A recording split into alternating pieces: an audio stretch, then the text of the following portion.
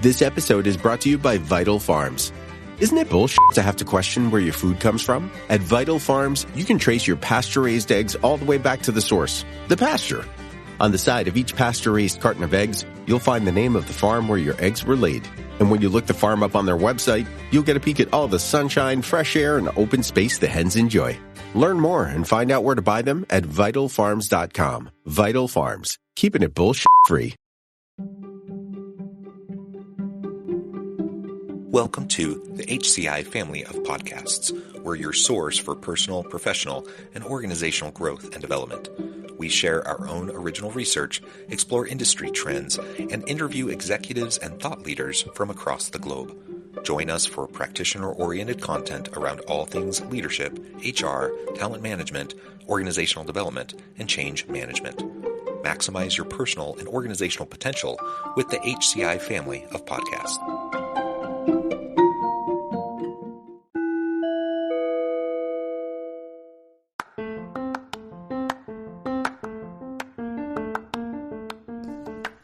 Welcome to the podcast. In this podcast episode, I talk with Jerry Colonna about why leaders must prioritize empathy amid DEI challenges.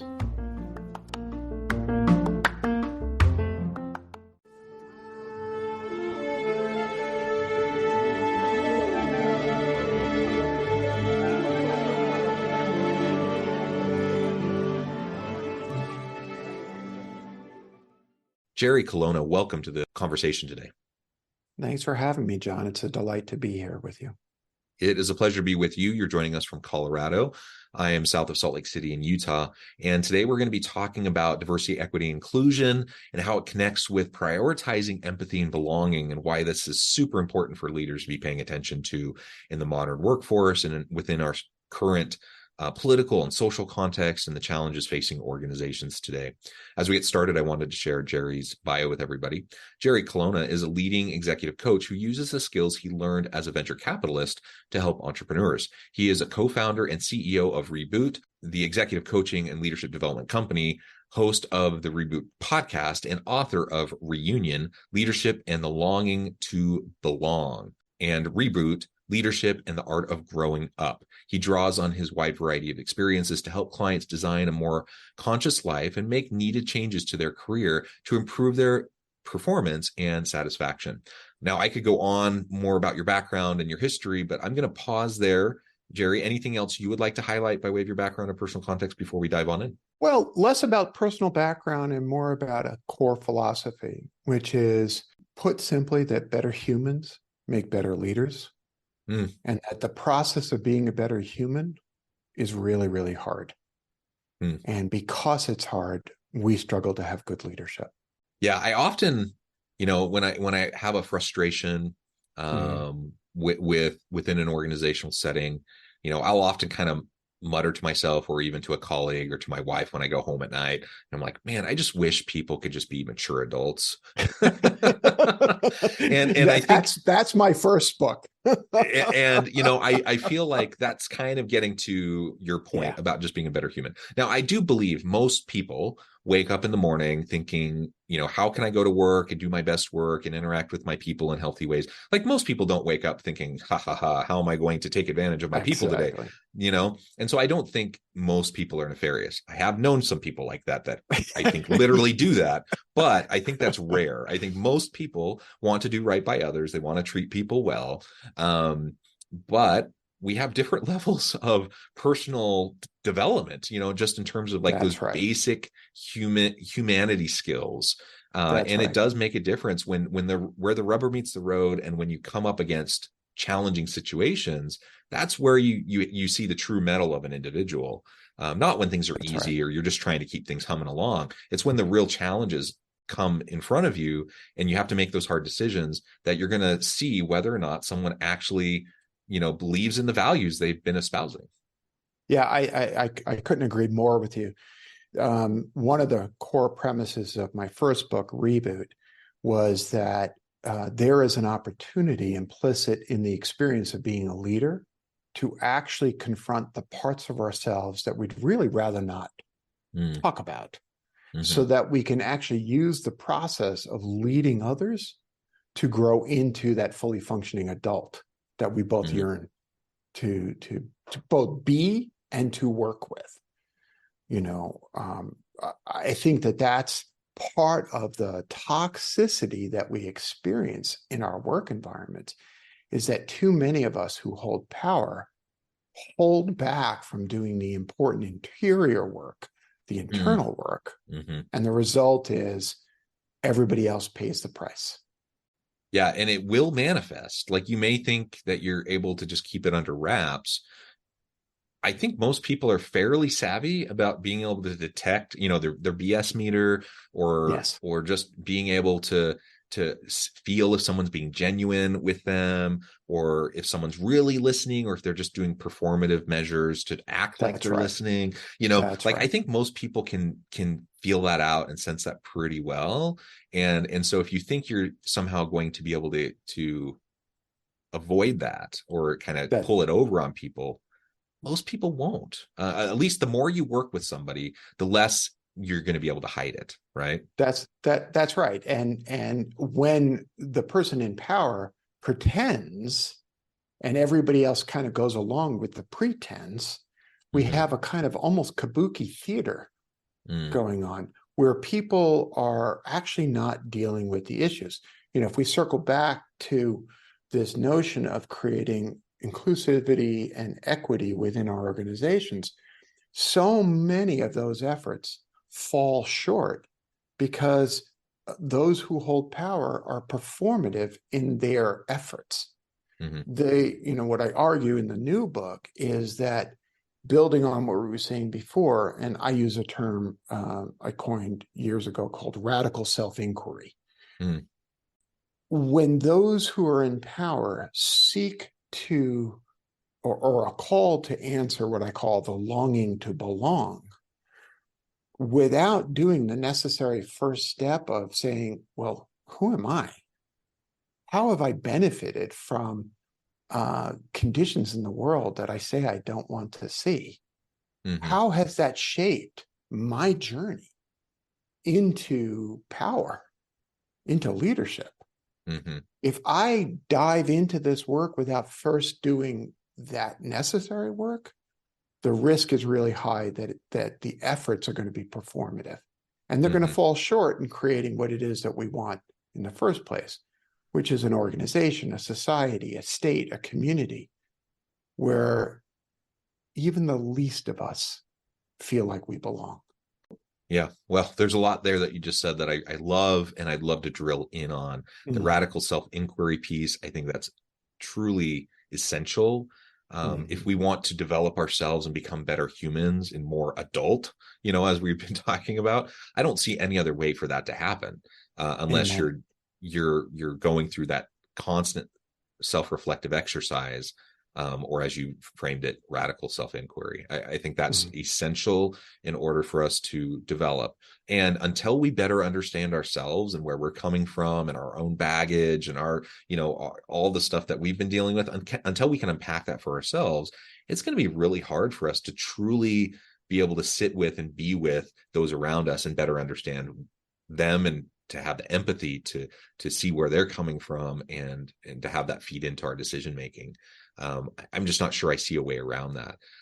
Now, it's a tricky thing, on the one hand, performative, like, nobody wants to just do performative stuff. That's not healthy. It's not effective. And I think if you ask most leaders, they'd say, yeah, I'm not doing performative things. I really believe in this. This is something I feel strongly about. And so I think there often is a disconnect between kind of the aspirational goals that I think it's good to have. Like, you want to shoot for the stars, and even though I'm developing myself, I'm building the plane while I'm flying it personally, I can't expect for me to be at the end goal right now. So I have aspirational goals. I'm shooting for the stars. I'm coming up short. Hopefully I'm practicing that radical self-inquiry so I can learn from the setbacks and do better the next time, etc. And so I've seen leaders, though, who are like, they're so worried about the performative stuff and like being seen as disingenuous that they don't even try to do those things, that's not good. Like, I'd rather have someone be making the effort, even though they're kind of early stages and still rather naive and immature or unsophisticated in how they approach it. I'd rather have them. They got to start somewhere, right? I guess is my point. And so I'm wondering, where do you come down on that? Like how do we balance this need for doing these things, creating the mechanisms, the channels for the communication to happen, for us to do these DEI things in meaningful ways, yet also realizing you got to start somewhere. And sometimes, give maybe my own personal history or the organization I'm working with or the existing predominant culture or whatever, there's all these potential constraints around me. Maybe the best thing I can do at this point is vocalize some aspirational goals and try to start to put in place and create some muscle memory around some practices. I don't know. Any thoughts on that? A lot. First, I'll reference something in the new book that I've written. I describe the story of my daughter protesting the murder of George Floyd. Mm. And she identifies as half Asian and a straight woman. Mm-hmm. And if it's not obvious, I identify as a straight, white, cisgender male. And like a lot of folks, I was deeply disturbed by the video, by the murder. Mm-hmm. And she was out protesting in the streets one night during the middle of the COVID pandemic. And as her daddy, I was scared. Mm-hmm. And as I began texting with her about the consequences of being pepper sprayed, mm-hmm. I had to confront the fact that I was completely safe. And what came back to me was something she used to say to me all the time, in only the way a daughter who is onto her father can say. He would say, "Dad, it's not enough to be an ally. You have to be a co-conspirator." Mm. So you take that in. I took that in and I said to myself, there is something deeply important that needs to be written about from the perspective of those who actually have benefited from the dominant structures. Mm-hmm. Because it is not, some people might say, well, what gives you the right to talk about these things? And my response to that is, what gives me the right to not talk about these things? Mm. Because the fact is, John, people are dying because we cannot resolve our fear of the other person, or to your point, to circle it all the way back to your point, or because well-intentioned people are afraid of getting it wrong, so they say nothing. And as I wrote in the book, I may fail to make a difference, which is what my intention is. But I'm not going to fail because I didn't try. And I think that that's the call all of us have to answer. Because what we've been doing doesn't work. Too many people are dying. And too many of our employees are carrying that burden. Now, that's a negative point of view. Let's talk about the positive side of this. What if we created communities where people felt like they were safe, that they were loved, that they were appreciated, and that they belonged? What a magical goal. Yeah, we're going to fail, but to your point, and to Robert Browning's point, man's reach should exceed his grasp, or else what's a heaven for? That's the whole point of it all. So anyway, I got a little prosaic, but it's because I care so much about this. Yeah, well, I think you're absolutely right. It's essential that we, mm-hmm. that we get off the Sidelines and that we get involved. I'm also a straight cisgender white dude. I have I check all the boxes of privilege. I was also horrified by the George Floyd murder. And a lot of the other things that were happening, that was a rough summer, Yes. talk about things get layer upon layer of like upheaval and challenges and stuff. And I felt it, But, it wasn't until, I talked to people of color that it wasn't just upsetting to them. It was like completely different levels Right. of distraught, and just of like their world being rocked and like how they're dealing with it versus how me and my privilege and my protected safe place, how I was approaching it. And so at that point, I have to decide, like, am I going to leverage any privilege I might have to extend the voice of others, or to be an ally and an advocate for the cause, or am I just going to, say, well, I'm a white guy. What do I have to say about this? And just kind of say it's someone else's issue or someone else's problem. That's what often happens. And that's what often, it's not just a societal thing. It happens in organizations all the time too. All the time. Where people see unfairness, the general principle of let's treat people with dignity and respect, most people are going to say, yeah, I believe in that. So, and most people want there to be fairness. Yet we all observe, inconsistencies, unfairness, even retribution, retaliation, even exploitation. We all experience those things in workplaces all the time. And are we willing to speak up about it? Are we willing to utilize any political power that we might have within our organization or within our team to try to put a stop to it or to try to resolve it? And a lot of people aren't. The bystander effect, I don't know if that's the primary thing, or if people are just uncomfortable. They think someone else will take care of it. They're not sure how to respond. Some people just are scared and they just don't want to, they're worried about their own job. And so they don't want to speak up. And I get all of that. But we do have to get past it. We have to get past the fear components and be willing to move into the uncertainty of being that advocate, being someone who makes good trouble within organizations and society. Absolutely. Elie Wiesel said, neutrality always favors the oppressor. Mm. And that's a really important thing to take in, because our fear of getting it wrong, our fear of losing our own tenuous hold on belonging, on safety, prevents us too often from actually speaking up and speaking out. And to go back to the analogy we were using before, being the fully actualized adult who can actually lean into tough situations. And if I've got it wrong, correct me. I can withstand feedback. I can withstand being told, no, that's wrong, Jerry.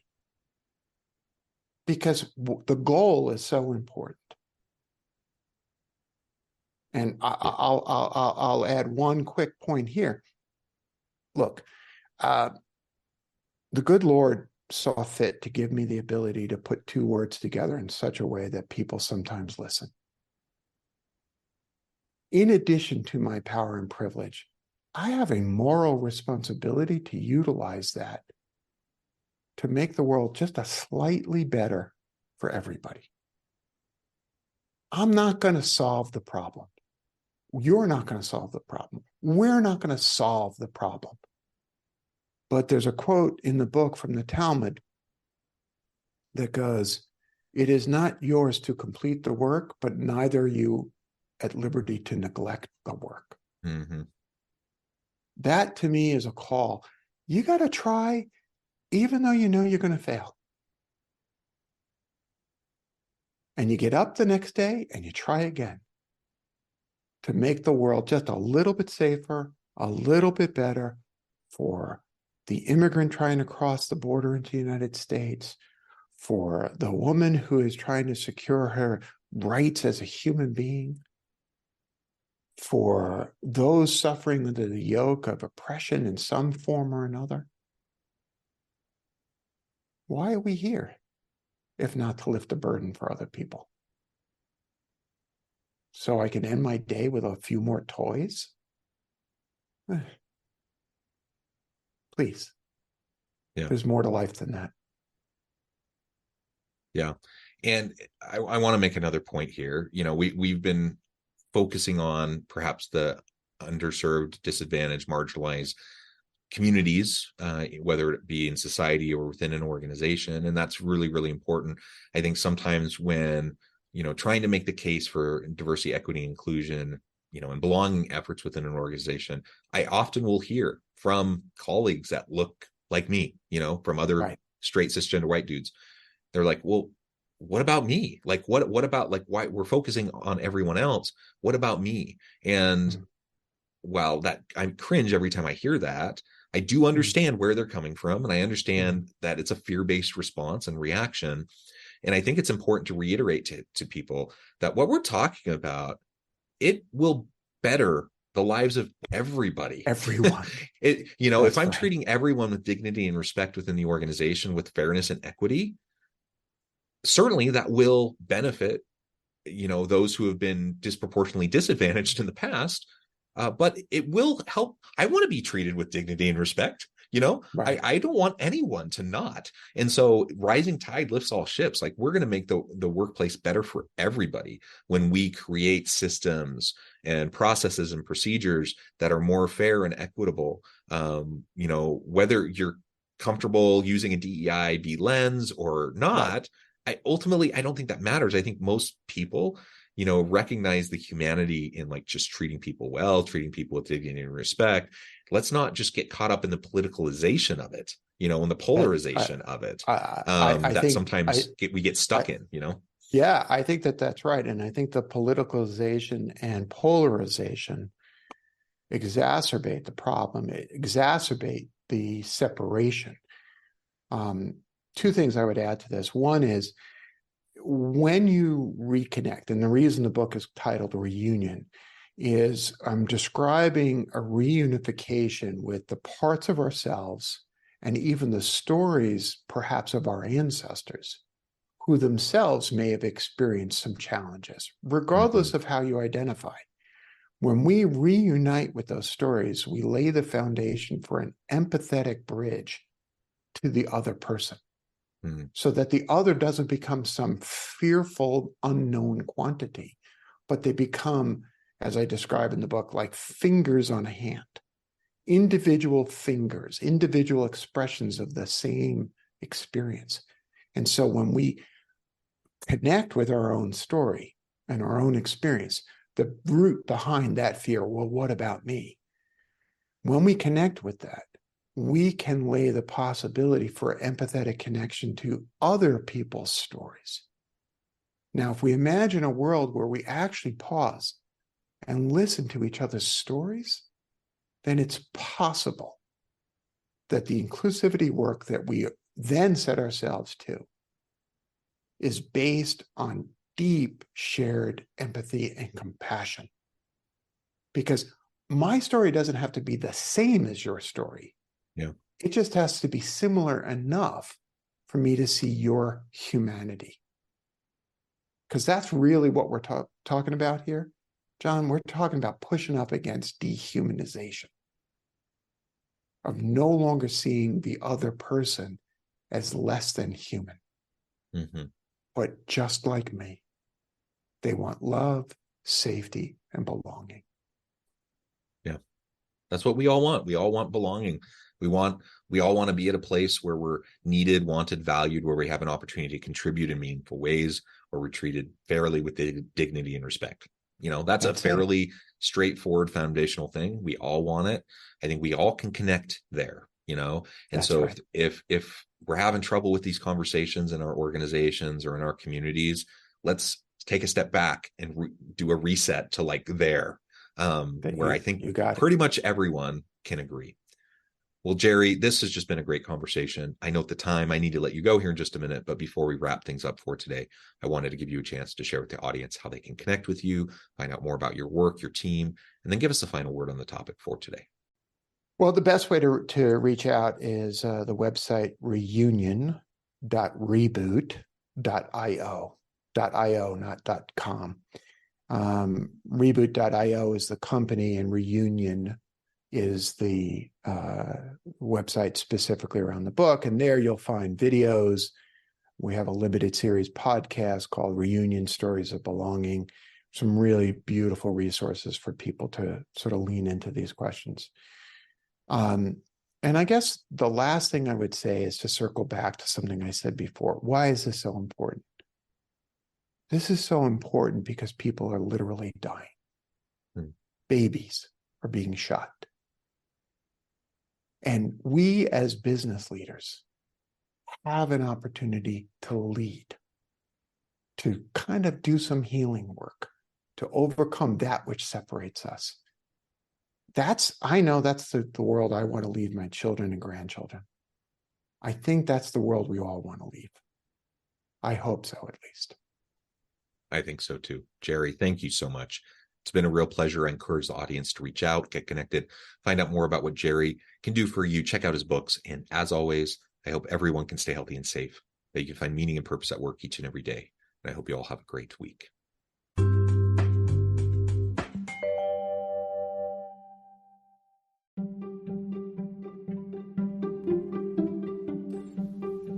Thanks for joining us for this episode of the podcast. We hope you stay healthy and safe, and please join us again soon.